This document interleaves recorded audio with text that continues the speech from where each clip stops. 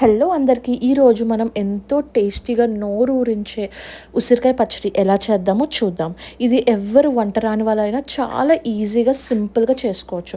First అయితే మనం 3/4 KG ఉసిరికాయలు తీసుకొని దాంట్లోని అర కేజీ నూనె వేసుకొని కుక్కర్‌లో మగ్గించుకోవాలి. విజిల్ లేకుండా 5 నిమిషాలు హైలో, 5 నిమిషాలు లో ఫ్లేమ్‌లో పెట్టి మగ్గించుకోవాలి. మగ్గించుకున్న తర్వాత తీసేసి ఆయిల్ నుంచి తీసిన ఉసిరికాయలలో ఒక స్పూన్ పసుపు, 2 స్పూన్స్ ఆవాలు, మెంతులు ఫ్రై చేసిన పొడి వేయాలి.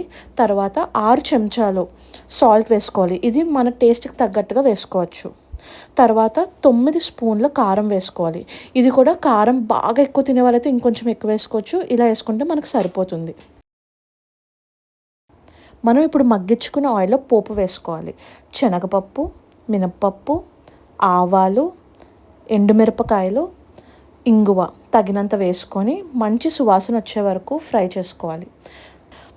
ఈ పోపు బాగా వేగిన తర్వాత మనం 3 నిమ్మకాయల్ని గ్లాస్‌లో పిండి ఉంచుకోవాలి.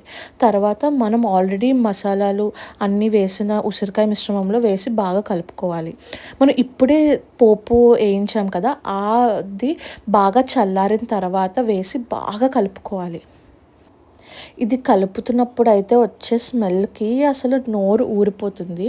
సో, ఇది బాగా కలుపుకొని మనం 3 రోజులు ఊరనివ్వాలనమాట. 3 రోజులు ఊరితే ఇది మంచి ఎర్రగా తయారవుతుంది. దానిలో ఉప్పు, కారం ఉసిరికాయ పచ్చడికి బాగా పడుతుందనమాట. 3 రోజులు అయిన తర్వాత మనం పచ్చడిని చూస్తే మనకి ఇలా ఎర్రగా కనిపిస్తూ ఉంటుందనమాట. దీన్ని వేడి వేడి అన్నంలో నెయ్యేసుకొని తింటే ఉంటుంది.